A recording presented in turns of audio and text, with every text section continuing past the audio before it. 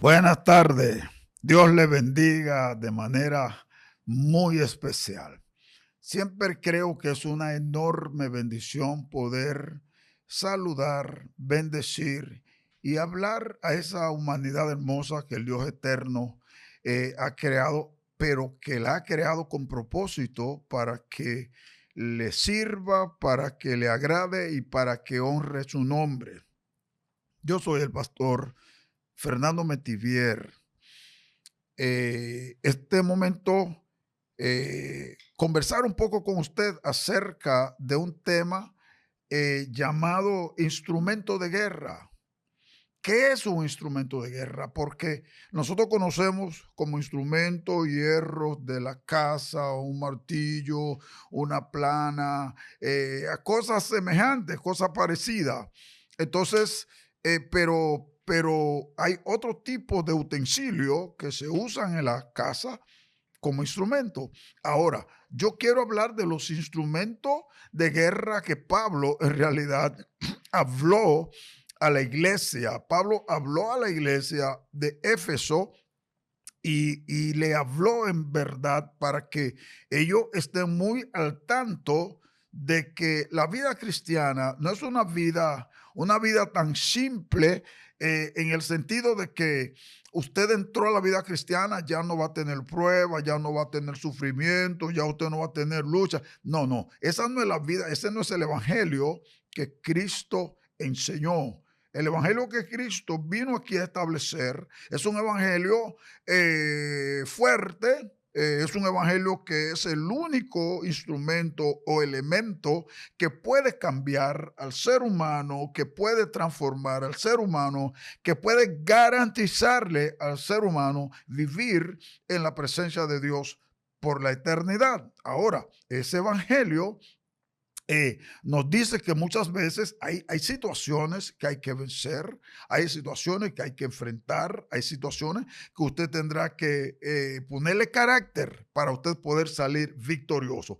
En ese sentido, los instrumentos de guerra son un conjunto de aptitudes, un conjunto de elementos, un conjunto de herramientas cristiana que tú y yo necesitamos para poder no solo sobrevivir, sino para vivir. Porque la Biblia en San Juan capítulo 10, el versículo 10, dice que Dios vino a darnos vida en abundancia, no una vida mediocre, no una vida escasa, no una vida ambivalente, sino una vida estable. O sea, que no es sobrevivencia, sino vivir.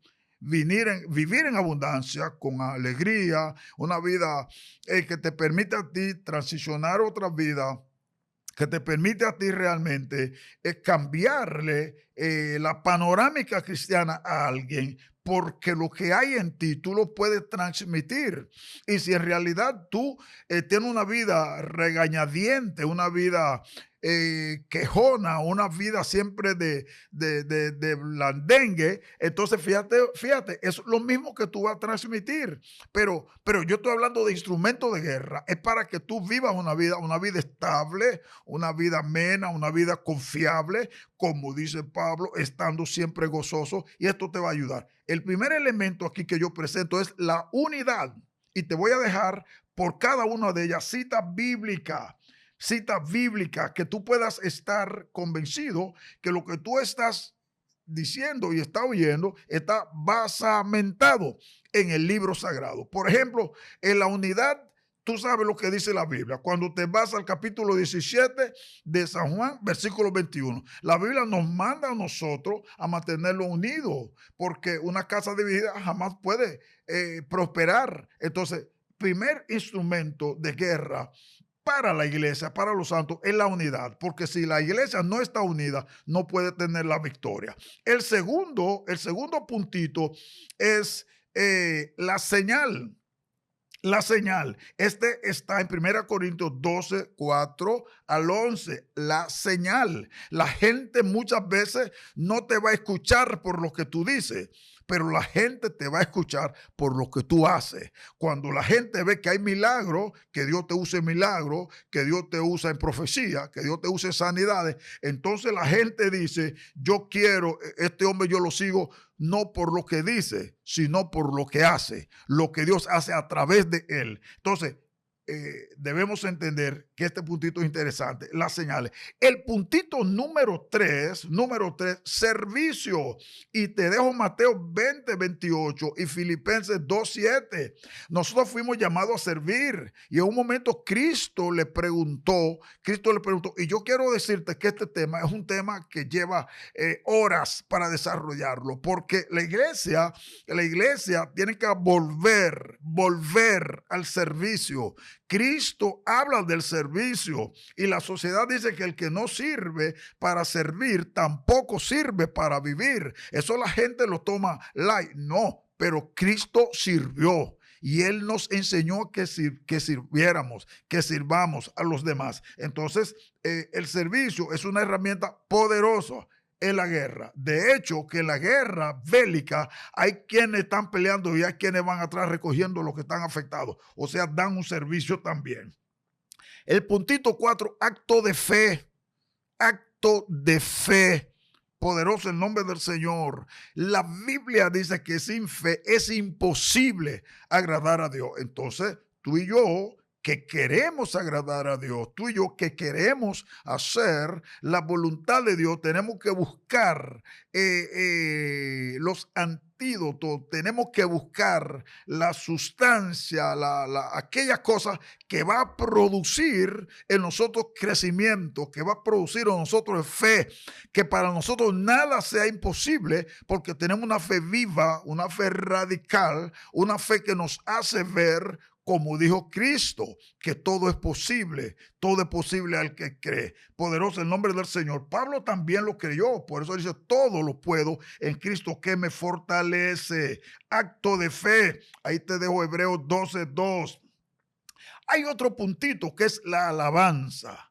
La alabanza en el punto 5. Ahí yo te dejo Segunda Crónica, capítulo 20, versículo 22.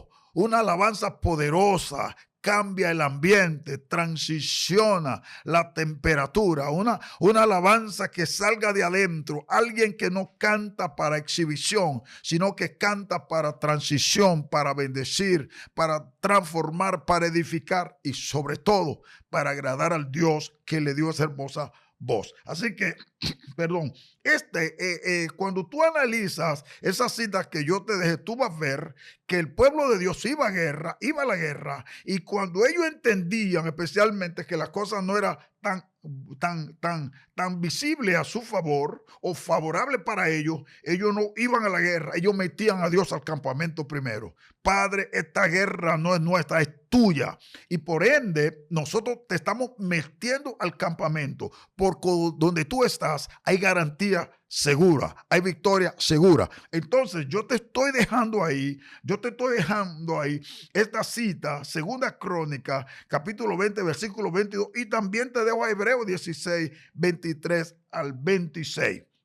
El 26, que esto te pueda bendecir. Tenemos otro puntito que es el 6. El puntito 6 habla de la sangre de Cristo, la que limpia, la que lava, la única que tiene la capacidad de borrar la mancha del pecado. No hay otra. Y es bueno entender que para tú y yo ser alguien poderoso en el Señor, primero necesitamos que la sangre nos limpie, que la sangre se lleve la mancha, la arruga y este tipo de cosas que no nos permiten vivir una vida en armonía con el Eterno, con nuestro Dios. Entonces tú y yo necesitamos cubrirnos bajo esa sangre. Ahí yo te estoy dejando Hebreos 9, 12 y 14 y también el capítulo 10, versículo 19. Otro puntito que sería el puntito 7 es el nombre de Jesús. Ante ese nombre revela la Biblia que se doblará toda rodilla. Y los que están en el cielo los reconocen y los que están en la tierra también tendrán y tendremos que reconocerlo. Entonces, ante ese nombre dice la palabra que se doblará toda rodilla. Pero ese nombre dividió también la historia, antes y después. Entonces, es importante que tú y yo entendamos esa verdad. Ahí yo te estoy dejando Juan 14:12 y Filipenses 2, 9 al 10. 9 al 10. Hay otro puntito que es la palabra de Dios. La palabra de Dios, ella se conoce como la espada del Espíritu. Ella misma habla de su peligrosidad, porque ella dice que ella corta hacia la derecha y hacia la izquierda. Entonces, tú y yo necesitamos conocerla, practicarla, vivirla. En San Juan 5:39, el libro sagrado dice escudriñad. La palabra toda en la Biblia que termina con D es una orden, no es una sugerencia, es una orden. Escudriñad la escritura, porque os parece que en ella está la vida, pero ellas dan testimonio de mí. O sea, el Señor Jesucristo está validando, está instruyendo sobre la importancia de la gran necesidad de conocer esa escritura. Entonces, en este puntito 8, yo te estoy hablando de la palabra de Dios. Ahí te dejo Efesios 6:17 y Mateo 4:4. Importante. Y recuerda que estoy yendo hacia el cierre, o sea, la conclusión. Recuérdate que yo te estoy hablando de instrumentos de guerra. Yo no estoy definiendo todas estas citas que te he dado porque esto lleva un tiempo, pero te quiero dejar que tú hagas un consomé con este tema y todas esas escrituras, y porque tiene que pasar de los dichos a los hechos, tiene que pasar de una vida floja, blandengue, de queja, de lamento y de lloro, y yo te estoy dando instrumento para que te defienda. Poderoso el nombre del Señor, y tú puedes andar y decir, yo me siento en victoria porque yo creo lo que estoy viendo y lo que está sucediendo. Hay otro puntito que es el puntito número 9 en mis notas, que es la iglesia. Hay mucha gente ve la iglesia solo como la debilucha, ve la iglesia que la iglesia tiene faltas, ve la iglesia que ella necesita arreglar cosas, y yo estoy de acuerdo contigo. La iglesia tiene debilidad, la iglesia tiene que arreglar cosas, pero esa es la iglesia de Dios. Entonces, como tú y yo somos parte de ella, vamos a comenzar arreglándonos a nosotros mismos, vamos a comenzar arreglándonos a nosotros mismos para que ya la iglesia tenga menos que trabajar y menos que arreglar. Entonces, la iglesia de Dios es la embajada. Es la embajada, es donde nos reunimos para hacer consultas del negocio del reino que es de los cielos. Así que naturalmente yo estoy convencido de que la iglesia no son las cuatro paredes, no, pero los santos reunidos en un lugar X o Y se convierte en la iglesia, y entonces esa iglesia es la embajada donde se van a hacer las transacciones de los negocios en el cielo, y se van a formar a todo ese equipo que es el pueblo que forma la embajada para establecer el reino de Dios y sus negocios, distribuirlo para sanar, para liberar, para restaurar, porque recordemos que esa iglesia tiene un compromiso en la tierra que viene de los cielos. Así que la iglesia de Dios, por eso hay que cuidarla. Por eso hay que cuidar la iglesia.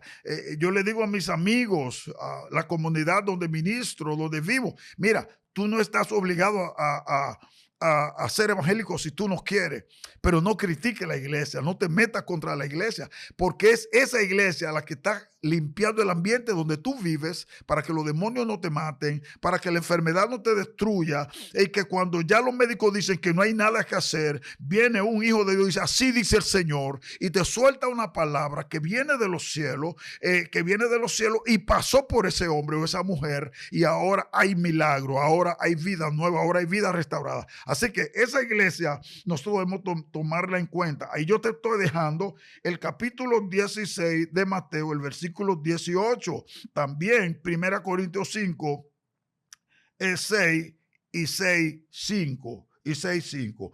El penúltimo número acá, o puntito, el 10, Espíritu Santo. El Espíritu Santo.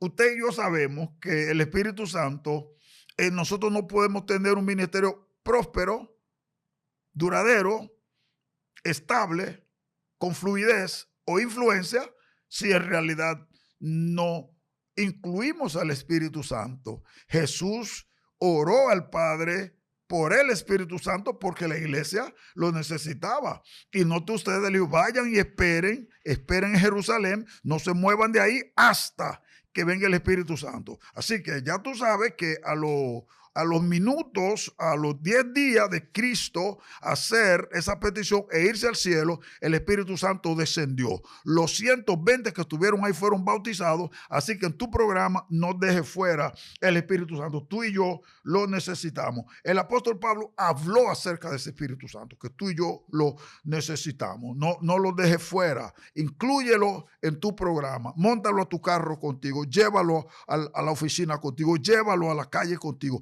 No salga sin él. Moisés entendió que lo necesitaba. Y en ese contexto, él le dijo a Dios en el libro de Éxodo, mira, si tú no vas conmigo, no me saques del lugar, porque andar sin el Espíritu Santo es complicado. Así que Dios te bendiga de manera poderosa. Y estas son palabras que traemos como cápsula para bendecirte, fortalecerte y ayudarte a mantener una vida próspera y creciente en el Señor. Dios te bendiga.